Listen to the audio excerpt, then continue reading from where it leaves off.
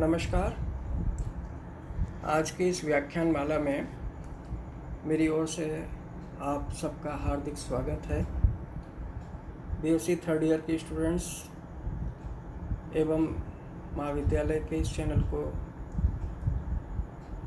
सुनने वाले समस्त व्यूअर्स का मैं हार्दिक अभिनंदन करता हूं। आपके समक्ष मैं doctor A K Gautam, associate professor, department of zoology, government Bangur college Didwana. I would like to discuss today origin of fins. पखों की उत्पत्ति बीएससी थर्ड ईयर के जूलॉजी के फर्स्ट पेपर में सम्मिलित है। फिन्स मछलियों के या पीसीज के स्विमिंग के लिए एक आवश्यक अंग होते हैं। फिन्स ही आगे चल कर के वर्टिब्रेट्स के अंदर या हायर कॉर्डेट्स में, टेट्रापोड्स के अपेंडिजेस में, पेयर्ड अपेंडिजेस में रूपांतरित होते हैं। तो बहुत आवश्यक है कि लिम्स की उत्पत्ति कैसे हुई। लिम्स का विकास फिन्स से हुआ है, पख से हुआ है। तो कैसे हुआ होगा इसके बारे में जानना आवश्यक है। प्रारंभ में कॉर्डेट्स में पेयर्ड अपेंडिजेस का अभाव था। युग्मित पख फिशेज में विकसित हुए और इसी कारण इनके अंदर चूंकि अपेंडिजेस नहीं थे, इनको एपोडा में सम्मिलित किया गया। युग्मित पख मछलियों में विकसित हुए। इनसे ही चतुष्पादों, जिनको कि टेट्रापोड्स कहते हैं, में लिम्स की उत्पत्ति या विकास की प्रक्रिया हुई। फिशेज में युग्मित उपयोग किए मछलियों के अंदर युग्मित उपयोग किस प्रकार उत्पन्न हुए, युग्मित उपांग किस प्रकार उत्पन्न हुए, इसके संबंध में स्पष्ट सूत्र या स्पष्ट संकेत नहीं मिल पाते हैं। अतः वैज्ञानिकों के लिए अनसुलझी पहेली ही रही है। वैज्ञानिकों ने फिन्स की उत्पत्ति के बारे में कुछ मत या सिद्धांत प्रस्तुत किए हैं। इनमें से कुछ सिद्धांत हैं जो सबसे प्राचीनतम सिद्धांत है। पहला सिद्धांत क्लोम चाप सिद्धांत या गिल आर्च थ्योरी।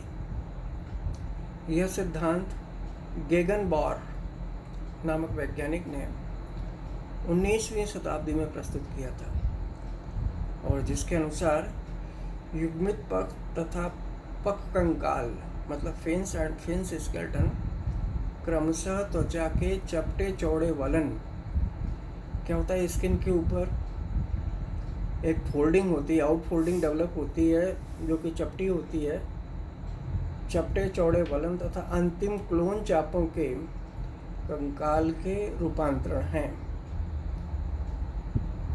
क्लोन दंड या गिलबार्स से गर्डल्स विकसित हुई, और इस सिद्धांत को आकारिकी या भ्रूणिकीय साक्ष्य नहीं मिलने के कारण तर्क संगत नहीं माना गया। तो ये गिलबार्स, ध्यान देने की बात है, गिलबार्स जो थे, गिल्स के अंदर जो स्केलेटल सपोर्ट था, उनसे ही गर्डल्स का विकास हुआ। मछलियों के अंदर गर्डल्स नहीं होती हैं।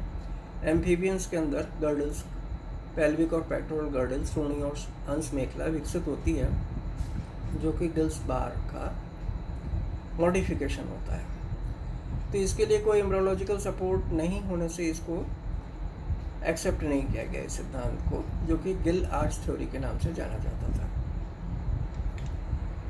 गिल आर्च क्या होता है कि ये गिल है और ये स्केलेटन है। Gill rays, gill bars, outfold develop होता है, बहिर्वलन विकसित होता है। ये आर्च का मतलब मेहराब, बाहर की उभार, और ये जो स्केलेटन है, गिल बार्स हैं, ये इसके अंदर विकसित हुई और वो कालांतर में चल के चपटे वलन फोल्ड्स जो हैं ये फिन्स में विकसित हुए।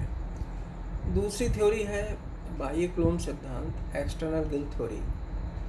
यह सिद्धांत ग्राहम केर नामक वैज्ञानिक द्वारा प्रस्तुत किया गया और इसके अनुसार पख एवं इसके कंकाल की उत्पत्ति एक्सटर्नल गिल से हुई, जो कि कुछ लार्वा अवस्थाओं में अस्थायी रूप से पाए जाते हैं। इस सिद्धांत के समर्थन में कोई विशिष्ट प्रमाण प्रस्तुत नहीं किए गए। तो यहाँ डायग्राम में देखिए गिलबार्च हैं और ये गिलबार्च हैं या गिलरेज हैं।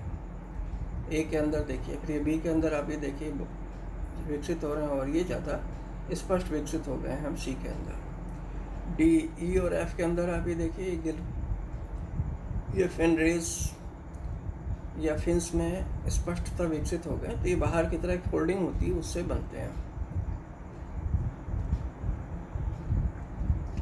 तीसरी थ्योरी है पख वलन सिद्धांत, फिन फोल्ड थ्योरी। यह सिद्धांत बाल्फोर द्वारा प्रस्तुत किया गया और इस सिद्धांत के अनुसार जिस प्रकार के पख एम्फिओक्सिस में देह भित्ति के अखंड मध्य वलन रूपी पख पाए जाते हैं, इसी प्रकार के मध्य पृष्ठ व पार्श्व वलन किसी पूर्वज मछली में उपस्थित थे। इन वलन रूपी पखों का क्रम नियमित अंतराल पर भांगोनिक से पृथक पृथक पख डिफरेंट सेपरेट पृष्ठ मतलब डोर्सल, पुच्छ अर्थात कॉडल, गुदा अर्थात एनल, श्रोणी और अंश का अर्थात मतलब है पेल्विक और पेक्टोरल फिन्स बन गए। तो ये वलन रूपी पख जो हैं पख फिन्स का क्रम नियमित अंतराल पर भंग होते गए। ये क्या एम्फिओक्सिस में एक कंटिन्यूस एक सतत रूप से चलने वाला पख था और ये पख बीच बीच में कटाव उत्पन्न हुआ और उस कटाव के कारण जिस स्थान पर जो अंग था उसके अंग के नाम से ही उसका नामकरण कर दिया गया। जैसे डोर्सल सरफेस पर था तो डोर्सल फिन, कॉडल रीजन में था पूंछ की जगह पर तो कॉडल फिन हो गया, एनल रीजन में था तो एनल फिन हो गया, पेल्विक रीजन में था या पेक्टोरल रीजन में था तो पेल्विक और पेक्टोरल फिन्स बन गए। ये नामकरण इनका कर दिया गया। इस सिद्धांत के समर्थन में कुछ प्रमाण प्रस्तुत किए गए हैं।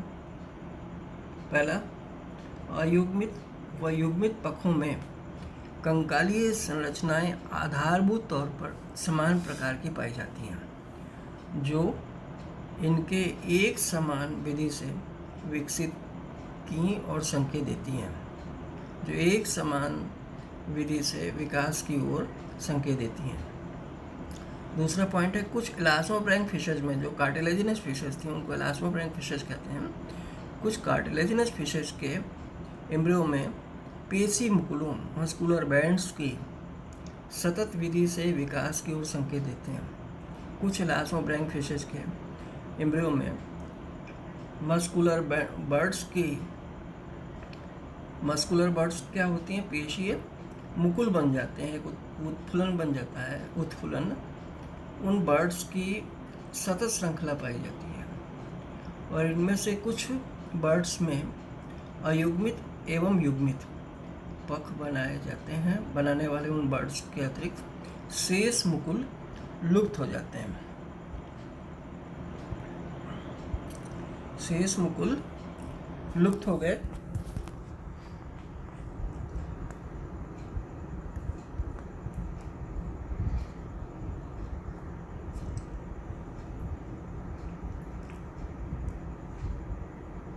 और तीसरा पॉइंट है डिवोनियन काल की कुछ शार्क मछलियों में, डिवोनियन काल की कुछ विलुप्त शार्क फिशेज में प्रत्येक पार्श्व में अंश एवं श्रोणी पखों के मध्य एक पंक्ति में व्यवस्थित अनेक छोटे छोटे अतिरिक्त कंटक युक्त पखों की एक पंक्ति पाई जाती है। इन्हें पख वलनों के अवशेषों मतलब रेमिनेंट्स के रूप में माना गया है। इसी प्रकार से चौथा पॉइंट है, इसी प्रकार कुछ विलुप्त शार्क क्लैडोसिलेकी, एग्जाम्पल के तौर पर क्लैडोसिलेकी में आधारी खांच रहित समानांतर उपस्थित शलाकाओं या टेरिजियोफोर्स द्वारा अवलंबित चौड़े अंश व श्रोणी पख आद्य पख वलन सिद्धांत का समर्थन करते हैं, किंतु कोई भी जीवाश्म मछली फॉसिल फिश जिसमें सतत या अखंड पख वलन पाया जाता है नहीं मिले। इस सिद्धांत को भी व्यापक समर्थन नहीं मिला क्योंकि इसके कोई फॉसिल सपोर्ट प्रूफ नहीं मिला। इस डायग्राम में आप देखिए, ये डोर्सल फिन है, जो सीधा फिन था उसमें बीच में कटाव होने से बना है। पीछे की तरफ है तो ये डोर्सल फिन हो गए दोनों, कॉर्डल रीजन में है पूंछ वाले भाग में तो पुछ फिन पख या कॉर्डल फिन हो गए, नीचे अधर सतह पर है तो वेंट्रल फिन। पेल्विक गर्डिल यहाँ होती है, पेक्टोरल गर्डिल यहाँ होती है, तो पेल्विक रीजन में है तो पेल्विक फिन हो गया। और ये स्मॉल पेयर्ड फिन्स हैं, ये जोड़ों में पाए जाते हैं। कॉर्डेट का वर्टिब्रेट का एक इम्पॉर्टेंट करेक्टर है पेयर्ड अपेंडेजेस का पाया जाना, तो ये पेयर्ड फिन्स हो गए। और ये पेक्टोरल रीजन है तो ये पेक्टोरल फिन बन गया। तो इस प्रकार से ये एविडेंस है इसका। चौथा पॉइंट है पखसूल सिद्धांत या फिन स्पाइंस थ्योरी। इस सिद्धांत के अनुसार प्रथम पख मांसल जालयुक्त विखंडी रूप से विन्यासित कटक या शूल थे, जैसे कि विलुप्त एकैंथोडियन शार्क में पाए जाते हैं। ये धीरे धीरे एक अग्र व एक पश्च जोड़े के अतिरिक्त जो कालांतर में अंश व श्रोणी पख के रूप में विकसित हो गए और से शूल या जाल विलुप्त हो गए। यहाँ देखिए, ये डोर्सल फिन फोल्ड है, यहाँ से लेके ये डोर्सल फिन फोल्ड है, ये लेटरल फिन फोल्ड है, ये वेंट्रल फिन फोल्ड है। अब इसमें कटाव उत्पन्न हुआ, डोर्सल फिन रेज बनी इनके अंदर और ये अलग अलग सेपरेट फिन्स में विकसित हो गए। इसी प्रकार से एक पांचवा सिद्धांत है ऑस्ट्रेकोडर्म सिद्धांत। ऑस्ट्रेकोडर्म वो मछलियाँ थीं जो जिनके ऊपर बोनी स्क्यूट्स पाया जाता था और ये अब विलुप्त हो गई हैं, इसलिए इनको ऑस्ट्रेकोडर्म सिद्धांत के नाम से भी जाना जाता है। तो ऑस्ट्रेकोडर्म थ्योरी में कुछ ऑस्ट्रेकोडर्म फिशेस के प्रत्येक पार्श्वीय मांसल या मस्कुलर लोब्स आउटग्रोथ के रूप में विकसित हुए, जो अंश पखों की पूर्वगामी प्रिकर्सर हो कहलाती हैं। जो कि अंश पखों मतलब पेक्टोरल फिन्स की पूर्वगामी, प्रिकर्सर मतलब वो आगे चल के जिस अंग को बनाते हैं उनको पूर्वगामी कहते हैं, प्रिकर्सर कहते हैं।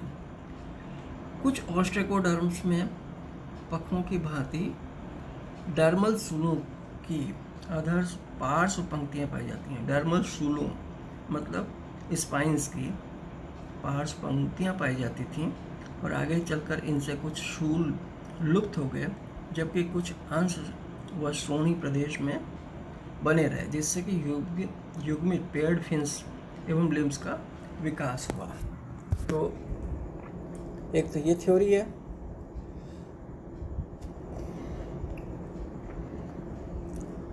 और इसके लिए ये डायग्राम है, एक आदिम या बहुत ही ओल्ड शार्क है क्लेडोस्किल्पी। इसका ये डायग्राम देखिए, इसमें ये गिल पाउचेज हैं, कार्टिलेजिनस फिश है, ये फर्स्ट डोर्सल फिन है, ये सेकंड डोर्सल फिन है, ये कॉर्डल फिन है, ये एनल फिन है या वेंट्रल फिन है। इसको पेल्विक फिन भी कह सकते हैं और इसको पेक्टोरल फिन भी कह सकते हैं। तो इस प्रकार से ये बहुत इम्पोर्टेंट क्वेश्चन है जो कि थर्ड ईयर के जूलॉजी के फर्स्ट पेपर में पूछा जाता है। और ये आपको मैंने एक्सप्लेन कर दिया। कोई चीज़ अगर समझ में नहीं आती हो तो आप हमसे व्हाट्सएप कर पूछ करके मालूम कर सकते हैं। Thank you very much.